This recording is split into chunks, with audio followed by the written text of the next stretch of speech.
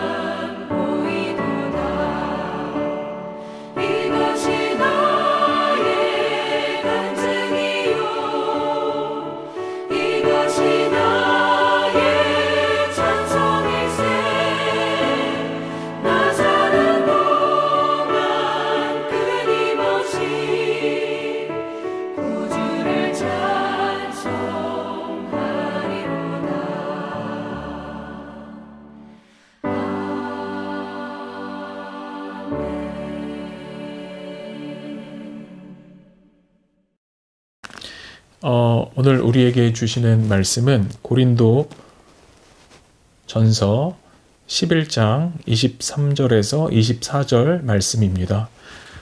고린도 전서 11장 23에서 24절 말씀 제가 한번 읽겠습니다.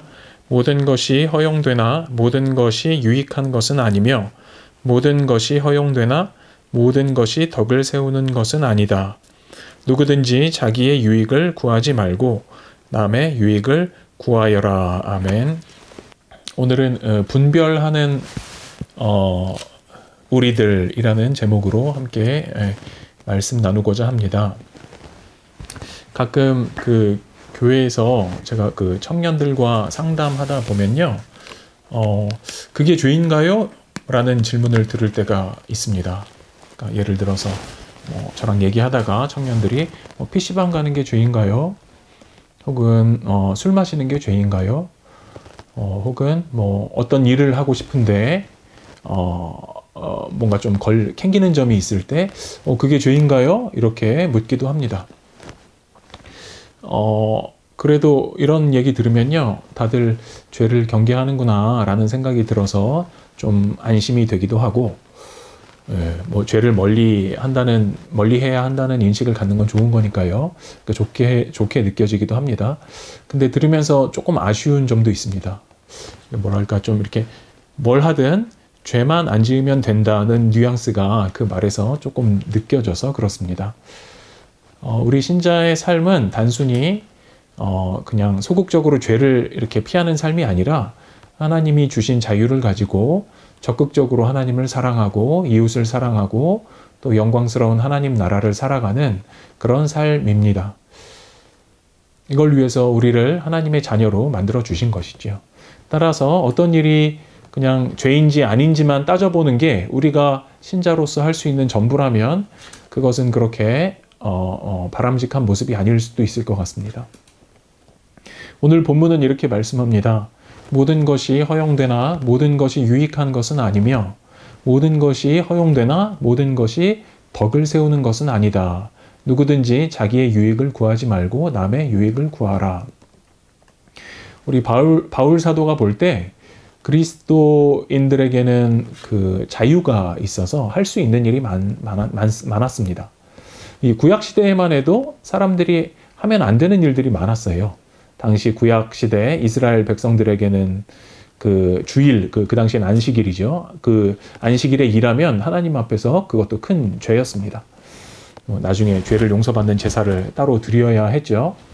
안 그러면 나중에 무서운 심판을 받을 수도 있습니다.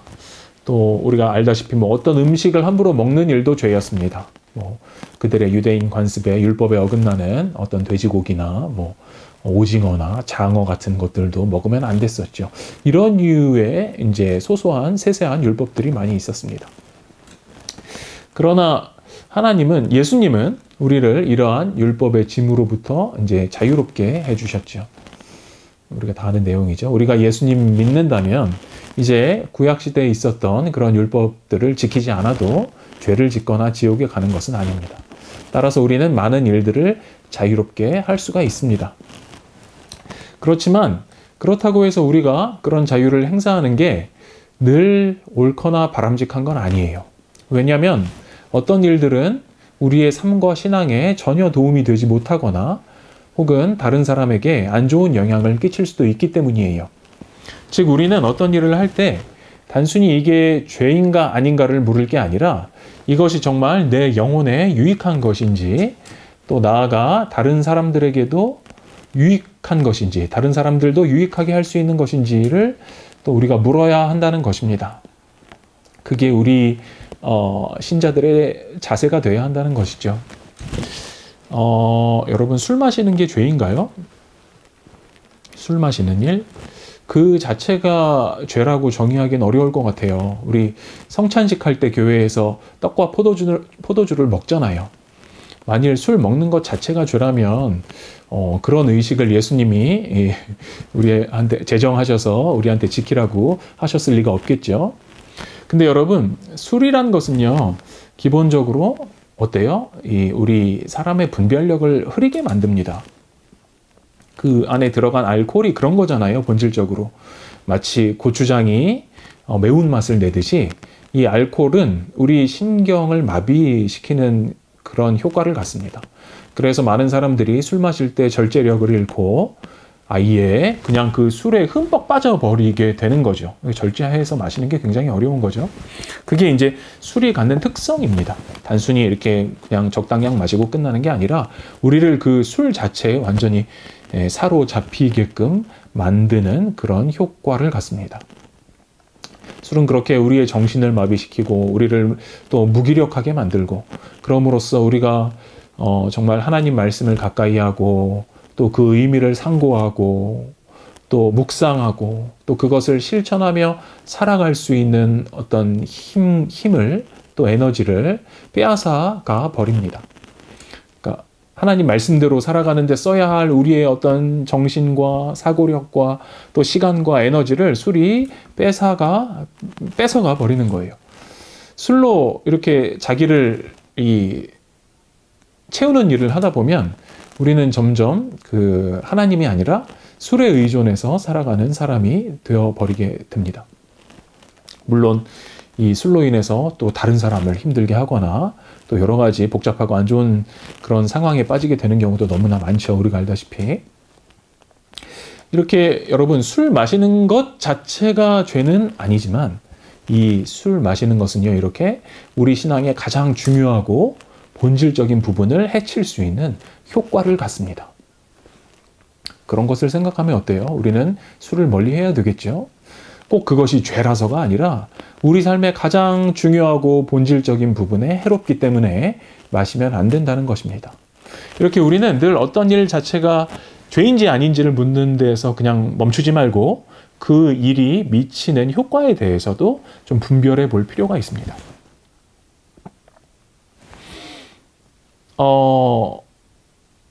무슨 일을 함에 있어서 우리가 생각해 봐야 하는 일은 좀 더 있어요. 이 로마서에 보면, 로마서 12장에 보면 너희는 이 세대를 본받지 말라라고 말씀하죠. 아시죠? 너희는 이 세대를 본받지 말고 오직 마음을 새롭게 하여 하나님의 선하시고 온전하신 뜻이 무엇인지 분별하도록 하라, 이런 말씀 있잖아요. 이 세대를 본받지 말라는 말씀은요, 어떤 이 세대의 흐름에 발맞추지 말라, 오히려 그것을 거슬러라, 이런 식으로 번역할 수도 있습니다. 저는 그래서 이런 말씀에 근거해서 이런 표현을 가진 교회도 봤어요. 이 시대의 정신에 저항하자. 이게 이제 그들의 신앙의 목표라는 것이죠. 적절한 표현이라고 봅니다. 사실 우리 주변에는요, 그 자체로는 죄가 아니지만 세상의 가치관을 그대로 반영하고 있는 일들이 굉장히 많은 것 같아요. 따라서 우리는 그냥 어떤 일을 보면서 뭐 이게 죄인가? 죄가 아니면 못할 게 뭐야? 이러지 말고 한 가지 질문을 더 하면 좋습니다. 혹시 이 일이 세상의 가치관을 반영한 것은 아닌가? 이런 식으로. 제가 몇 년 전에 저희 사촌 누나네 집에 혼자 찾아간 적이 있습니다. 뭐 이렇게 서류 같은 거 받아올 게 있어서 그렇게 했는데, 그 누나가 서울의 그 강남에 있는 무슨 캐슬 혹은 무슨 팰리스, 정확히 기억은 안 나는데 하여튼 그런 이름을 가진 아파트에 살고 있었어요. 지금은 이사 간 것 같은데. 그래서 주소를 알려줘서 제가 찾아갔습니다. 근데 멋모르고 제가 거기 찾아갔다가 정말 고생했습니다. 보안이 너무 철저하고 단지의 구조도 굉장히 복잡하고, 그래서 힘들었어요. 이렇게 그 사는 말해준 동을 찾았는데, 살고 있는 동을 찾았는데 그 동에 들어가는 입구를 쉽게 찾을 수가 없더라고요. 보안 때문에 그렇게 일부러 설계를 해놨는지 모르겠어요. 아무튼 힘들게 제가 찾았습니다. 그래서 결국 그 경비 같은 분을 제가 찾아서 이렇게 물어봤는데 그분이 막 제 신원을 막 확인하더라고요. 그래서 굉장히 불친절하진 않고 친절했는데 굉장히 이렇게 꼼꼼하게 저에 대해서 물어봐서 약간 당황스러웠습니다. 뭔가 아파트 자체에서 어떤 뭐랄까 위화감 같은 게 느껴졌어요. 위화감, 거리감 같은 게 느껴졌습니다. 뭔가 이렇게 제가 편하게 방문하기에 어려운 데 같아서, 그냥 방문하기에도 어떤 장벽이 너무 높은 것 같은 느낌이 들어서 조금 마음이 무거웠습니다. 그래서 결국에 우여곡절 끝에 누나를 찾아서 만나긴 했는데 뭔가 이렇게 별로 기분이 좋진 않았습니다. 이런 데라고 좀 미리 말이라도 좀 해주지, 자랑하려고 나를 불렀나 하는 그런 생각이 좀 들었어요. 뭔가 약간 이렇게 소외당한 것 같은 그런 기분이 드는 그런 아파트였습니다. 여러분, 이런 아파트에 사는 게 죄는 아니죠. 그렇죠? 그 자체로 문제되는 일도 아니고요. 그러나 우리가 조금 생각할 여지는 있는 것 같아요. 그런 초고층, 초호화 아파트들이 구현하고자 하는 정신이 무엇일까? 혹은 그 안에 깔려있는 정신이 무엇일까? 이런 걸 좀 고민할 수 있을 것 같아요. 단순히 그냥 편리한 시설, 뭐 편리한 교통, 툭 트인 시야 이런 거를 추구하기 위해서 그런 아파트를 만들고 그 안에 사는 거라면 괜찮을 것도 같아요. 그러나 만일 여기에 이런 정신이 깔려 있다면 우린 남들보다 우월해. 여기에는 아무나 함부로 접근할 수 없어. 우리는 다른 사람들하고는 급이 달라. 우리가 가진 재력으로 인해서. 우린 급이 다른 사람들이야. 아무하고나 상종할 마음이 없어. 이런 정신이 이런 아파트에 담겨 있는 거라면, 만약에 굳이 이런 정신을 공유하기 위해 또 사람들이 이렇게 모이고 있다면, 이런 정신을 공유하기 위해 만일 사람들이 모이고 있다면, 정말 우리처럼 예수님의 뜻대로 살고자 하는 사람들이 굳이 거기에 모여서 살 필요가 있을까 하는 생각도 저는 좀 들었습니다. 물론 그만큼 돈이 없다면 들어가서 살지도 못하겠지만 말이죠. 그리고 예수님은 그렇지 않습니까? 사회에서 정말 차별당하거나 또 소외된 그 자들을 정말 이렇게 사랑으로 품으셨고, 그들을 이렇게 하나님 안에서 또 하나된 백성으로 만드는 일에 힘쓰셨잖아요. 그런 모습과는 너무도 다른 어떤 차별과 우월의 정신이 깔려있는 곳에 우리 같은 신자들이 굳이 이렇게 동조하고 동참할 필요는 좀 없어 보인다는 생각을 제가 해봤습니다. 물론 아까도 말씀드렸지만 어떤 철저한 보안이 필요한 직업을 가졌다거나 어떤 비슷한 이유가 있는 사람이라면 그런 데 들어가서 신자라도 물론 살 수가 있겠죠. 그러나 그런 이유가 없다면은 굳이 신자들이 그런 추세에 가담하는 게 그렇게 보기 좋지는 않겠다, 이런 생각을 제가 해봤던 것입니다. 특히 만일 정말 자기 안에 그런 어떤 집을 통해서 뭔가 스스로 우월감을 느끼고 남들보다 자기를 좀 이렇게 높이고 또 거기서 그것 자체에서 어떤 만족을 발견하려는 마음이 발견된다면, 그런 사람은 좀 오히려 그런 곳에 입주하는 것을 좀 자제해야 할지도 모를 것 같아요. 왜냐하면 그것은 그냥 자기를 높이려는 어떤 세상의 정신에 그냥 휩쓸려 가겠다는 것과 다름 아니기 때문이에요. 나중에 우리가 또 그런 것을, 그런 상황이 될 수 있으니까 한번 지금부터라도 고민을 해볼 수 있을 것 같습니다. 세상에 어떤 나타나는 현상들을 보면서 그것이 내가 막연히 합류해도 좋은 현상인가 혹은 정신인가, 혹 그 안에 예수님이 보여주신 정신과 반대되는 것이 깔려있진 않은가, 이런 것을 우리가 분별해 볼 수 있다는 것이죠. 여러분, 무슨 일을 할 때 이렇게 우리가 스스로 분별을 해야 됩니다. 이 안에 깔린 정신과 혹은 가치관이 무엇인지, 나는 어떤 의도를 가지고 이 일을 추구하려고 하는지, 이런 것들. 또 우리 아까 처음에 봤던 것처럼 어떤 일이 우리에게 미치는 효과에 대해서도 우리가 분별할 수 있어야 할 것입니다. 생각해보면요, 저는 가끔 그런 생각해요. 제가 갖고 다니는 스마트폰 보면서, 스마트폰 정말 놀랍지 않습니까? 생각해보면 어떻게 한 손에 TV랑 오디오랑 녹음기랑 전화기랑 컴퓨터랑 그리고 카메라까지 다 들어있는 거잖아요. 옛날로 치면은 집을 통째로 들고 다니는 것이나 다름이 없어요. 그 안에 푹 빠져서 우리가 하루 종일 시간을 보낼 수도 있습니다. 근데 이걸 정말 그렇게 손안에 간직해 두고 과연 우리가 하나님 말씀을 또 기억하고 읽고 묵상하는 일이 잘 이루어질까, 이런 생각이 저는 요즘 자주 들어요. 이 스마트폰 만드는 기술 자체가 죄는 아니겠죠. 오히려 좋은 것이죠. 그런데 그런 기술들이 우리 신앙생활을 방해한다면, 우리가 기도하고 말씀 보고 또 말씀을 상고하고 또 말씀에 순종하고 또 그것에 말씀을 실천해 보는 그런 것을 방해한다면, 그것이 정말 우리가 좀 분별해서 사용해야 할 것이 아닌가 하는 생각이 들어요. 정말 우리가 이웃과 교제하며 그들을 섬길 시간을 이 스마트폰이 빼앗는다면, 그러면 우리는 어느 선에선가 그것들을 또 제한해서 사용해야 할 것입니다. 여러분, 기술 자체가 죄는 아니지만 기술이 주는 뭐랄까, 이런 정말 이 스마트폰이 주는 정말 스마트하고 편리한 삶은요, 무분별하게 받아들여서는 안 된다는 생각이 듭니다. 오히려 그 쓸모가 너무 많아서 우리가 정말 예수님 제자로서 추구해야 할 삶을 방해할 수도 있을 것 같기 때문이에요. 정말 담백하게 하나님 말씀 보고 실천해 가는 삶이 신자의 삶이죠. 그리고 그 말씀 토대로 또 이웃을 사랑하고 섬기는 삶이 신자의 삶이죠.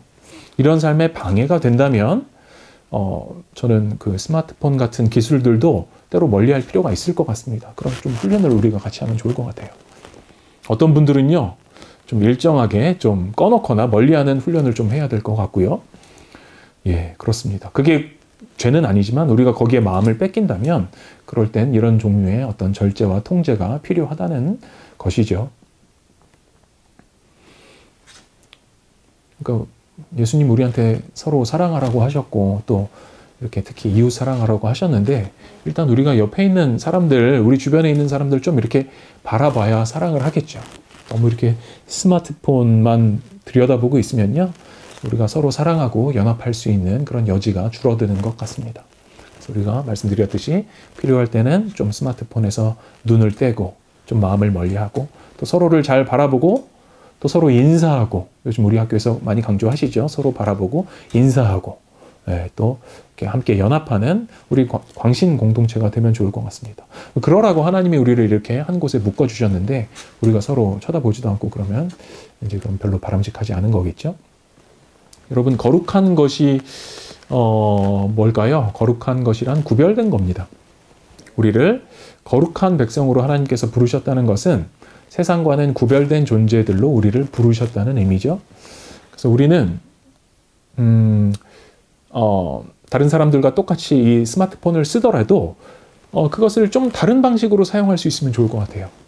그것에 그냥 단순히 나를 내어 맡기는 방식이 아니라 정말 더 나은 어떤 가치들을 위해서 그것을 사용하고 통제하는 방식으로, 예, 그것을 스마트폰을 대할 수 있을 것 같습니다. 이를테면 스마트폰을 통해서 우리가 말씀 묵상하고 또 그것을 다른 학우들이나 또 교회 지체들을 돌보기 위해서 사용하고, 예, 그들을 섬기기 위해서 사용하고, 그들과 뭐 말씀 묵상한 것을 나누기 위해서 사용하고, 이런 건 너무 좋은 일이겠죠. 이런 식으로 좀 다른 방식으로 사용하는 것은 참 너무 바람직한 것 같습니다.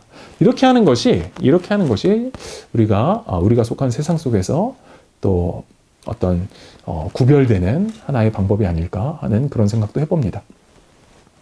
여러분, 이런저런 말씀 많이 드렸는데 모쪼록 이렇게 우리가 늘 하나님의 자녀로서 어떤 그 분별력을 갖고 살아가는 사람들이 다 됐으면 좋겠습니다. 네. 정말 내 영혼을 위해서 무엇이 유익한지를 분별하고 좀 생각해 보는 거예요. 남들 한다고 그냥 막연히 좇아서 하는 게 아니라 분별해 보는 거죠. 이 일이 나한테 어떤 영향을 미칠지, 내 영혼에 어떤 영향을 미칠지, 또 뭐죠? 이 세상에 깔려있는 어떤 잘못된 정신이나 가치관들을 또 분별하는 것도 필요하고, 나아가 또 나와 공동체를 위해서 내가 정말 무엇을 할 수 있을지, 해야 하는지 분별하는 모습, 예, 이런 게 우리한테 필요합니다. 이렇게 분별할 때 우리는 분별을 할 때 우리가 진정한 의미에서 또 거룩한 하나님의 자녀로서 살아갈 수 있다고 믿습니다. 자, 이 사실 기억하고 정말 하나님 자녀로서 분별력 있는 삶을 살아가는 저와 여러분이 되시기를 바랍니다. 함께 기도하겠습니다. 살아계신 하나님 아버지, 오늘 저희에게 또 이렇게 말씀 주셔서 감사합니다. 저희가 또 막연히 또 세상의 정신과 가치관을 따르지 않고 정말 우리 하나님 주신 신앙 안에서 참된 구별됨이 있는 삶을 살아갈 수 있도록 도와주시옵소서. 우리 각 사람의 삶을 주님께서 주장하여 주시옵소서. 모든 것 감사드리며 예수님 이름으로 기도하옵나이다. 아멘. 네, 우리 함께 주기도문으로 우리 이 시간 마치도록 하겠습니다. 하늘에 계신 우리 아버지여, 이름이 거룩히 여김을 받으시오며 나라의 임하옵시며 뜻이 하늘에서 이룬 것 같이 땅에서도 이루어지리이다. 오늘날 우리에게 일용할 양식을 주시옵고 우리가 우리에게 죄 지은 자를 사하여 준 것 같이 우리 죄를 사하여 주옵시고 우리를 시험에 들게 하지 마옵시고 다만 악에서 구하옵소서. 대개의 나라와 권세와 영광이 아버지께 영원히 있사옵나이다. 아멘.